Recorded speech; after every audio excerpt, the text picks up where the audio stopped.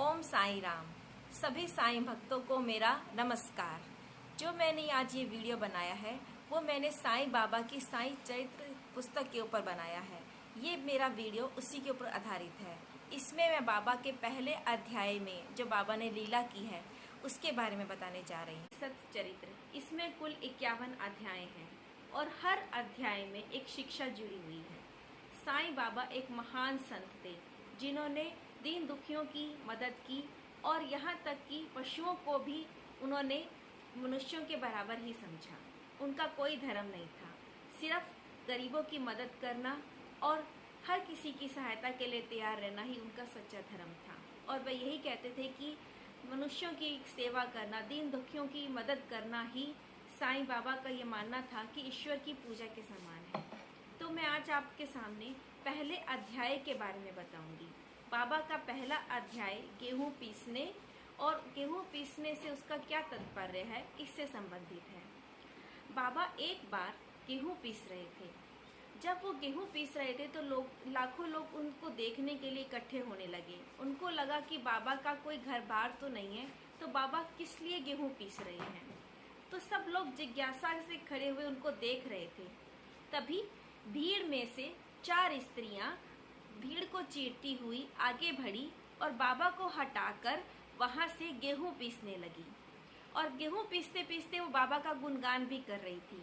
जब गेहूं पिस गई तो उन्होंने सोचा कि शायद बाबा ने ये हम लोगों के लिए ही गेहूं पीसना आरंभ किया हो, क्योंकि बाबा का तो कोई घर बार या कोई स्त्री ही नहीं है जिसके लिए वो गेहूं पीसे। उनका तो सिर्फ भिक्षा मांग कर ही गुजारा होता है। तो क्यों ना ये जो आटा हमने पीसा है वही हम रख लें। ये सोचकर उन्होंने गेहूं के आटे को 4 भागों में बांटा और अपना अपना भाग ले जाने के लिए तैयार हो गई। जब उन्होंने अपना अपना भाग आपस में बांट लिया और वो जाने के लिए तैयार हो चुकी थी, तो बाबा ने कहा कि तुम ये मेरा गेहूं का आटा जो पीसा है वो कहाँ लेके जा रही हो? तुम्हें किसने कहा ये आटा ले जाने को? तुम किसकी इजाजत से ये आटा लेके जा रही हो? बाबा ने कहा, अच्छा एक काम करो, ये जो आटा पीसा है उसको गांव की सीमा पर डाल दो। गांव वासियों का ये मानना था कि बाबा ने ये जो आटा पीसा है वो हैजा जैसी बीमारी के प्रकोप को रोकने के लिए उसके उपाय हेतु ही ये आटा पिसवाया है। और इससे डालने से वो जो हैजा जैसी बीमारी है वो गांव में प्रवेश नहीं कर पाएगी। परंतु कुछ लोगों को इस बात का विश्वास नहीं आया कि बाबा ने ये गेहूं का आटा क्यों पीसा। शिरडी वासियों का यह मानना था कि बाबा का आटा पीसने का तात्पर्य गेहूं पीसने से नहीं बल्कि गांव के लोगों के मानसिक, शारीरिक और तापों से था, कुप्रवृत्तियों और उनकी मानसिक तापों से मुक्त कराने का था। बाबा का ये मानना था कि गेहूं का आटा पीसना मतलब उसके जो 2 पार्ट हैं, ऊपर का पार्ट भक्ति और नीचे का पार्ट कर्म, और उनके बीच के केंद्र को उन्होंने ज्ञान का नाम दिया। भक्ति और कर्म, भक्ति और कर्म का जो केंद्र है वो बाबा का ये विश्वास था कि जब तक मनुष्य के मन से दुष्ट प्रवृत्तियां, घृणा, अहंकार तथा लालच की भावनाएं नष्ट नहीं हो जाती, तब तक ज्ञान का अनुभव होना, आत्म अनुभूति करना बहुत ही असंभव कार्य है।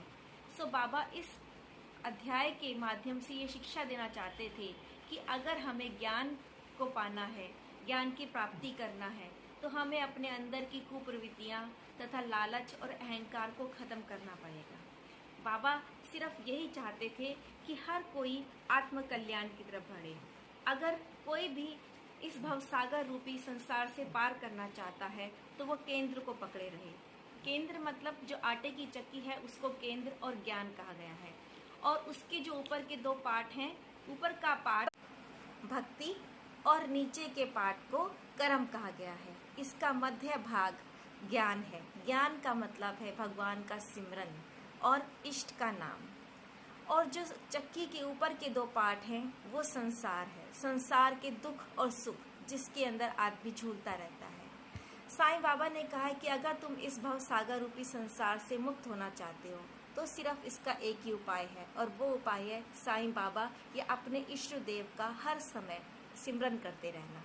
साईं बाबा से हम सिर्फ तभी जुड़ सकते हैं जब हम अपनी दुष्ट प्रवृत्तियों को हटा दें, अपने अहंकार को मिटा दें।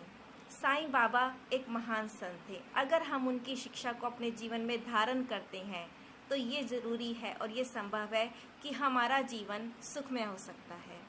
साईं बाबा की कथा और लीला अनंत है, जिसका वर्णन कोई भी नहीं कर सकता, और मैं तो उनके आगे क्या हूँ। जो ये साईं बाबा की साईं चरित्र पुस्तक है, इसका पठन करने से अवश्य ही मनुष्य की हर इच्छा पूरी होती है, ये बाबा ने अपनी पुस्तक में कहा है। अगर आपको मेरा वीडियो ये पसंद आए तो आप इसको लाइक, शेयर और सब्सक्राइब जरूर करिए।